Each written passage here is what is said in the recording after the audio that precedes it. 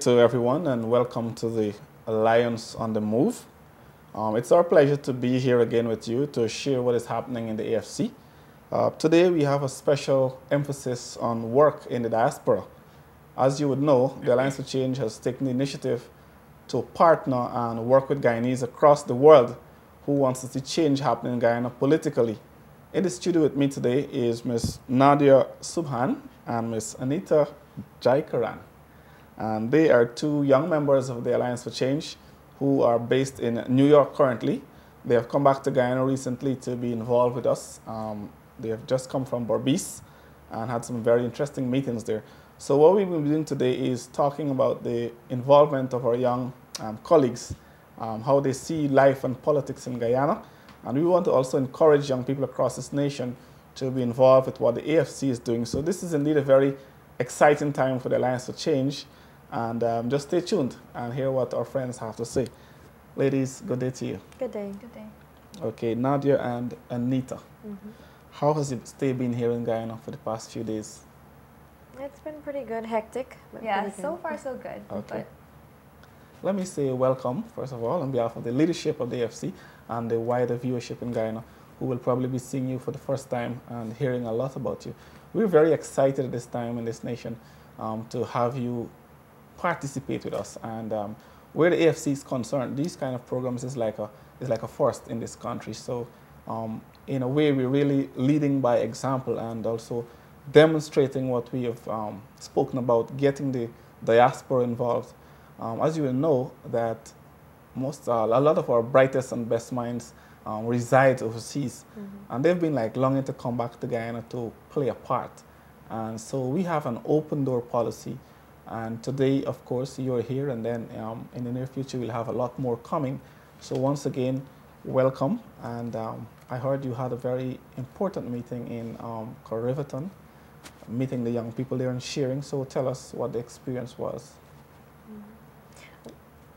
Well, it was very interesting meeting the young people and discussing with them our views and how we think the AFC can help change Guyana for the better. They were very interested. They were very attentive during the meeting. Okay. So it was nice to see that, and it was a good turnout. Okay. Yeah, we were very well received. Okay. And it's great to see that, you know, they understand the need for change. That's beautiful. And you're both from New York, so you want to tell us a little bit about what is happening in New York, where you're from, getting involved in the Alliance for Change. It must be pretty exciting out there to be a part of this great team in the 2011 election. So what do you exactly do in New York? How do you do your AFC work? What exactly areas you cover? Well, in New York, we help a lot with the fundraising. We do a lot of fundraising parties. Our parents are very much so involved in New York, New Jersey chapter of the AFC. Okay. So we help a lot with selling tickets, getting music together, doing everything, getting the food together, just helping a lot. The little things, yeah. Right. So that must be very fun. Activities going there. Yes. Great. Posting on Facebook, trying to get other people involved. So. Fantastic. And by doing that, we're getting exposed to, you know, all the messages of the AFC. Great. So you were on the ground, active, being involved, giving us the kind of support that we need over here. And after all, you take the long trip and expensive ride to Guyana to come and be a part of this. Well, I must say thank you very much, and this ought to be very inspiring to our young people. As you know, today in Guyana, young people are at a crossroads with politics in particular.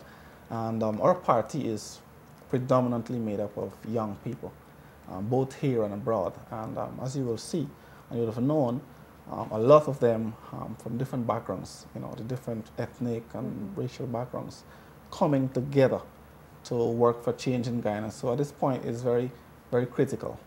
It's very important. It's like a defining time in our nation. Young people want to speak. You know, they want to talk. We want something different. We're not interested in much of what our parents' political ideologies were. And we're coming to the front with this, and the Alliance for Change has opened the door somewhat, given the opportunity. So more and more, and with your participation and you know, the encouragement that we're having, don't be surprised if you're back in New York and you hear you have an explosion of youth activities in Guyana, because the AFC is that kind of a party, you know. So you're from the Bronx in New York. Yes. Yeah. And generally, how was the reception in New York about the Alliance for Change? How is it? I know the candidates, they travel a lot and do meetings. You're there. Tell us about some of the, the things that people in the United States, young Guyanese, would want to see. What are they really interested in, how they, day to day, you being your age group out there? Right. Well, a lot of the youths over there are more involved, on the internet, trying to participate on the AFC. It's people like us that actually want to come down here and be more active. And I think we should have a lot more people from over there actually come and try to encourage the youths of Guyana, because they are the ones that will be making that decision. It's their future on the line.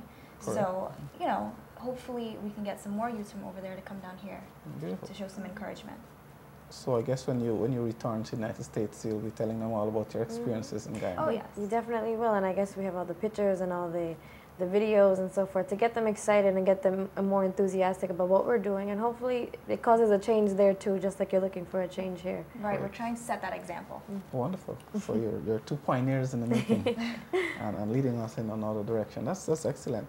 So I'm back on the local side. How was your little walk about Guyana? You've been to Berbice, you've traveled a bit, you've seen the situations here. Very much different in the United States, of course. Coming back, connecting, how did you find it? It was a great experience. What I find though is that a lot of the people are very discouraged. I spoke to a few people last night, and they said that they don't see the point of voting, but they do want a change. Okay. And that's very difficult to understand, because my point is, if you do want to change, then it's your right to vote. You should vote. So I feel that a lot of people are still discouraged, and every vote counts. So everyone must go out and vote. And that's how you have your voice be heard.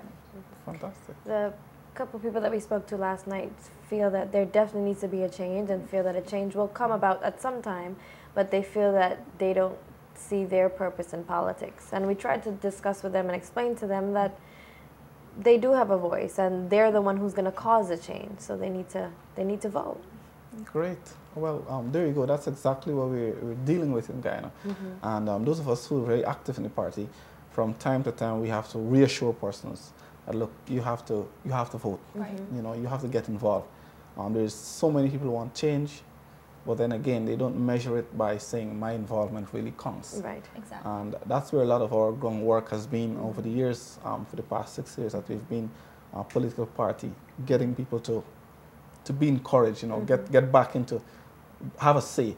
You see, largely prior to 2006 elections, a lot of young people generally would have given up. They say, okay, we belong to this party or that party in particular, and my parents will probably do it for me. They will vote. I don't have to do it really. Right. And then there's a great pull to leave this country. As I alluded to earlier, a lot of our young minds, we have a lot of brilliant people who want to go. They don't necessarily see themselves as being able to make a change, and maybe that's predominantly why we call it Alliance for Change. Right. Because the alliance here is bringing youth together, adults together, and really encouraging this process. Right. So, your presence here is very, very welcomed, very refreshing, and I know we'll have a lot of, discussion around this even when you're gone. They'll say, bring the girls back, get them to come and say something to us. And that is where we're headed in 2011, so again, your parents are involved in the AFC, your friends are involved in the AFC. Very much so, yeah. In New York, in the Bronx area, how do you actually get young people, signed up, hooked up, registered? How do you go about doing this when you're talking to them? Well, we usually do it just through, trying to hook them with something. Oh, it's going to be a party, there's going to be food or something like that. Try to get them involved that way.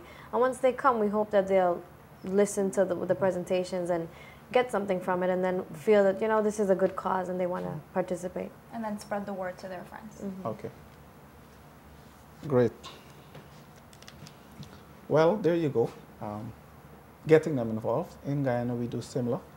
It's actually hard to call on young people to come out and talk Yes. politics. Yes. And that's just a fact. You know, it's something I think that we've denied in this nation a long time ago.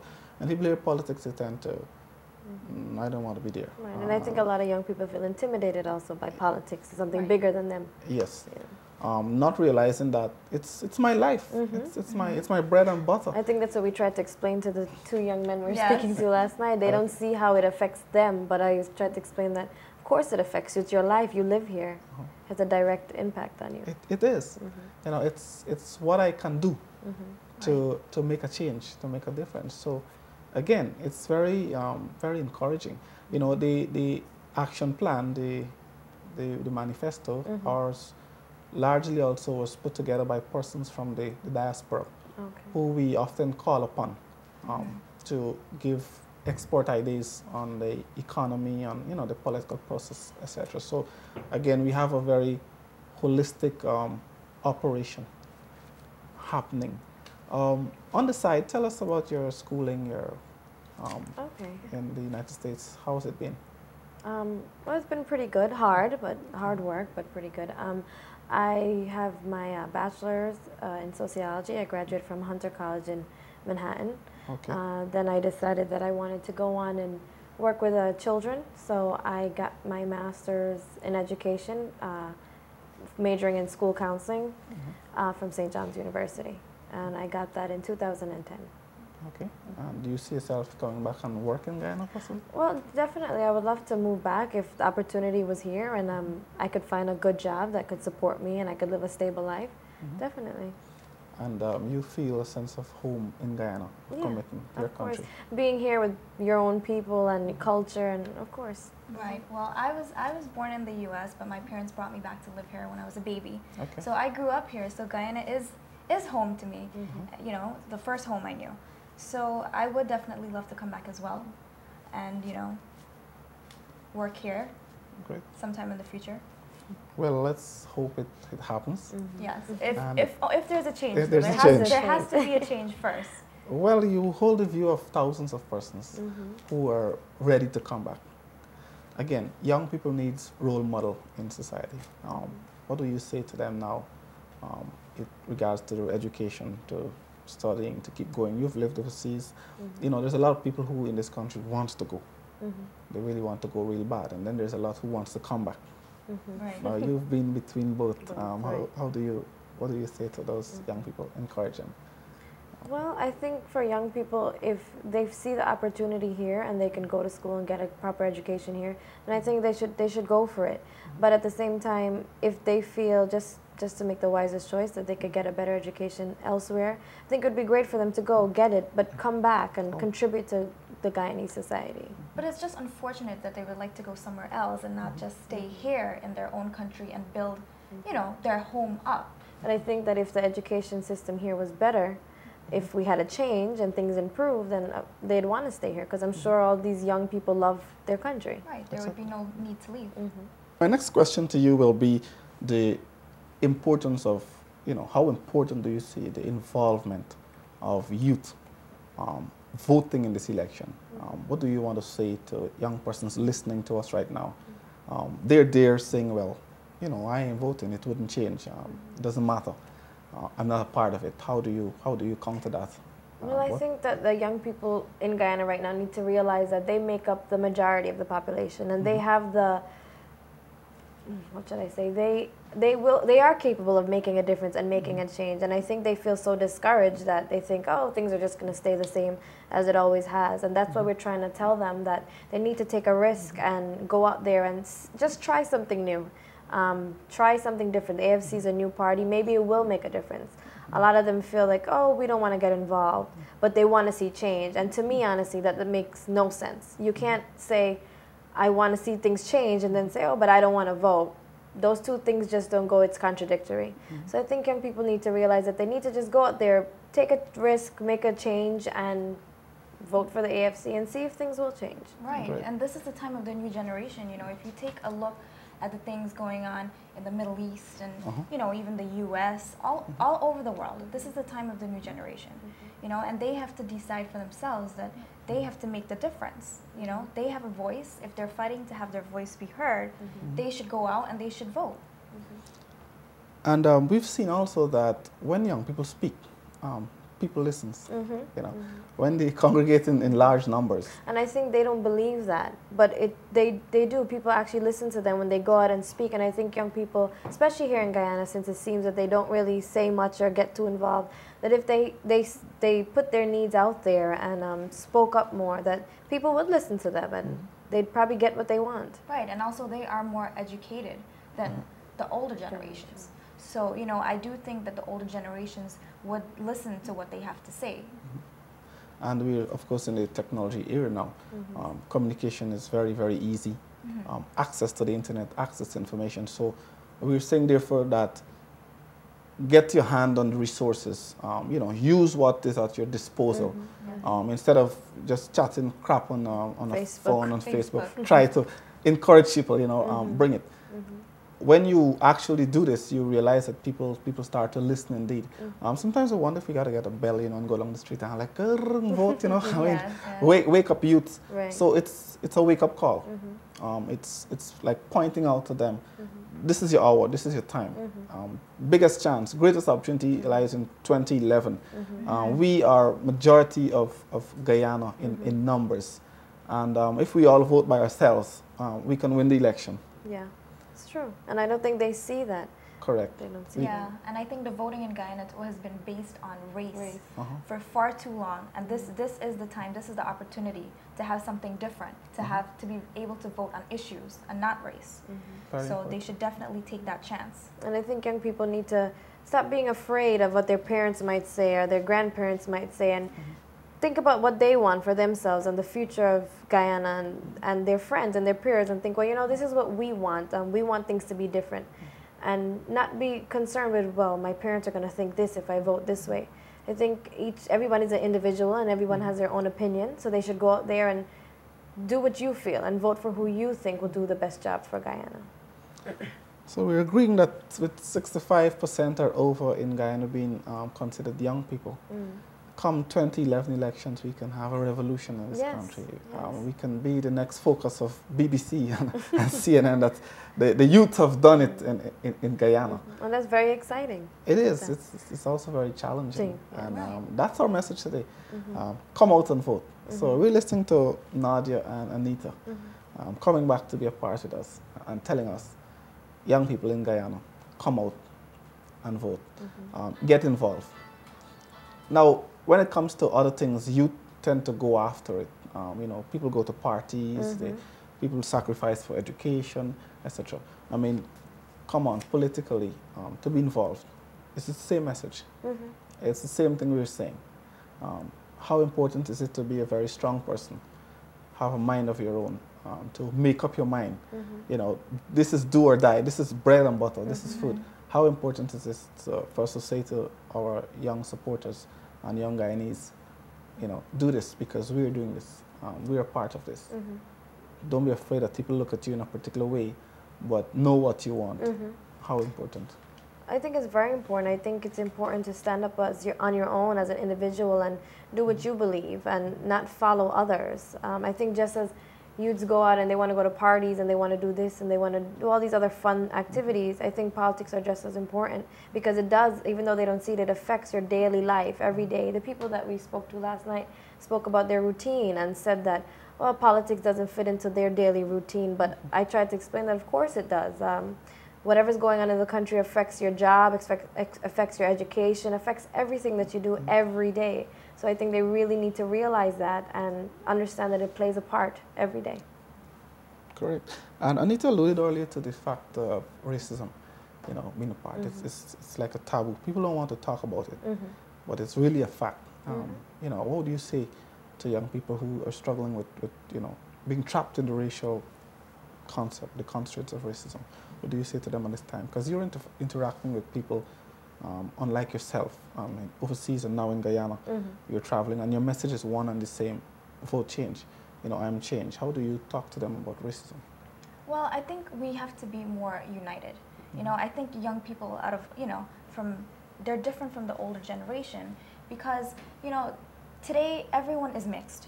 You know, today everyone, you know, they eat together, they play together. Everyone has friends of different racial backgrounds. So I think that's why we need to be more united and say, okay, now is the time for change, and recognize the fact that they can make a difference. I definitely don't understand racism, and I don't, I think especially here in Guyana that the two races, they live and they work together, but yet they still can't seem to come together, and I think that's a big problem as to why the country can't progress, because if your two main racial groups cannot come together and work as one and progress, then Guyana's not going to progress. So I think they definitely need to come together and realize that we're all people and we're all equal, and we do the same things that I do, you do, and we should just work together and live in unity. And just a follow-up question to that, how important is trust in all this? I mean, you and I, we're from two different racial backgrounds, we have a common cause. How important is it that I accept you, you accept me? The bigger picture here is Guyana, not just, me and you, but Guyana. How important is trust? What do you say to young people about that? Looking past your racial barriers, what do you say about that? Well, once again, I think that young people need to realize that it's 2011 and they need to move past the thinking of their parents and think that, well, Indian people think, oh, blacks are bad, and then blacks think certain things about Indian people. And I think they need to move past that and realize that, well, we're all fighting for the same thing. Everybody wants Guyana to be better. So I think we're all people and we should trust one another and realize that we're fighting for the same cause. And do you think it's important that political leaders demonstrate integrity?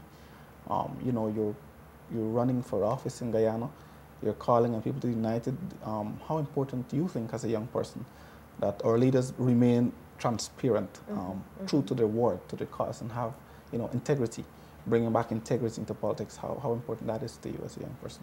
How inspiring would that be? Well, I think it's very important because I think that's what's happened in the past, that the leaders have not had integrity, and it's lead the young people to feel discouraged and hopeless, and that's why a lot of them say, oh, well, who cares about politics, because the same thing's going to happen anyway. So I think it's very important that our leaders, our new leaders, whoever they may be, are accountable for what they say and they're transparent, because that's the only way young and old people will have faith and trust in the government, and things will progress. That was very well said. Those are the virtues, of course, of the Alliance for Change, and where we're hoping to go, bringing this new culture. Now, just to flip a bit back, you were both in the United States in the 2008 general elections when Obama became president. Just briefly, I mean, what did you learn from that? Colored man in the United States becoming president, but the unilateral support of young people. I mean, you sat there, what did you learn from that, and what were your thoughts quickly on that? Well, I personally, I was not old enough to vote at then, but it was very empowering and it was very inspiring to see that a person of African descent can get to such a high level, and I think that is why we need to follow from that. That should be an example for how things should be here. You have to put your trust in something. I know it does take a risk, but sometimes the risk can be bad, it can be good, but the thing is that you never know. It can be very good. Well, in that election, I would say that was the first time I voted. It was, you did? Yeah, and I was able to vote, I think, the previous election, but I didn't. Okay. So it was very exciting, and even watching it there were so many young people. I remember when his inaugural address, there were so many young people there, because it was such an exciting time to see someone of color step into power and realize that things are changing, because in America there is a lot of racist thinking as well. So it was very exciting to see someone of color come into power and feel that feeling that change is coming and things will be different. Someone said that the United States President, Mr. Obama, he stole our concept of change. He kind of borrowed it from us. That is probably true. Right. And it worked for him. Right. But it really originated in Guyana in 2006. Okay, maybe. Coming from the AFC. Another question on political leaders. Do you see, in your estimation, the importance of young people holding offices of responsibility, not just being the followers and the foot soldiers, but actually seeing young persons rise into the challenge to hold responsible office in society, whether in government or otherwise. Again, what's your thought on that? How important do you think that is? Well, that is what the AFC is all about. You know, not only is it a multi-ethnic party, it's also made up of a lot of young, new leaders, you know, who understand what the young people are all about, you know, and they feel the need for the young people to have their voices be heard. So I think that is why the AFC is so different. It's so, you know, it's great. I think that is very important for young people to hold high positions in the society. I think they serve as role models, and they are the future. So it's important for young people to get their minds working and put their ideas out there, because I know that our ideas are much different from those of our parents and our grandparents. And since we are going to be the future, I think it's very important for them to step in and play a role and influence the rest. So we're agreeing that the leaders must be given the opportunity to lead. Mind you, we have the youngest of presidential candidates, well, from the major parties in 2011. Cameron Johnson is very much a youth, and he's supported by thousands of youth across this country.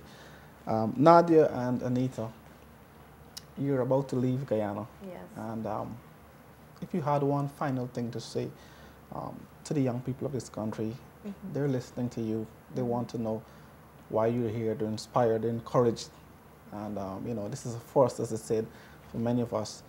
What would be your final words and thoughts to us in Guyana coming up 2011 elections? What would you say to the young people? Well, I would tell them that it's very important for you to get out and vote and take that risk. I know a lot of you feel like, oh, things aren't going to change and politics aren't for me, you don't understand it, it doesn't concern you. But realize that it really does concern you, it concerns your everyday life. If Guyana gets better, it's only going to mean better things for you. It will directly influence you. So I think you should get out there, take a risk, vote, whoever you vote for, but get out there and vote and realize that you want change. So the AFC, that's what they want to bring about. So take a risk and go. Well, if you're going to be voting for change, it has to be for the AFC. And Anita, any final thoughts from you? Yeah, you know, you guys can make the difference. It is your future. It is your kids' future involved here. You know, if you don't make the change now, when will you make the change? You know, you have to take that risk and go forward with it. Thank you very much. Well, we've learned today in our brief discussion that it's all about youth. You can make a difference. Your vote is extremely important. Your participation is necessary. And we could go on and on and on, but if you don't vote in 2011, come next year, we'll be at the same place. And I want to use this opportunity to simply appeal to all Guyanese today to take the example from the young people who've joined the AFC, our two friends and sisters all the way from the United States making this long sacrifice to come here and to really share their hearts with Guyana at this point in time. As I alluded to earlier, we have some never-before activities in this country. And this country is longing for the participation of its citizens, particularly our young people who are so depressed, dejected, rejected, and trying to make a living elsewhere. Guyana belongs to you. The AFC has a mandate in this country to unite, reconcile, and develop. At the core of our mission is the participation of young people. Once again, thank you for joining us. I want to say thank you to Nadia. Thank you for having us. Thank you for participating with us across Guyana. And we look forward to sharing and hearing from you. Hopefully you'll be back in 2011 Hopefully, to celebrate the participation of youth, which would result in historic change in this country. Thank you very much to our viewers. God bless you and have a good night.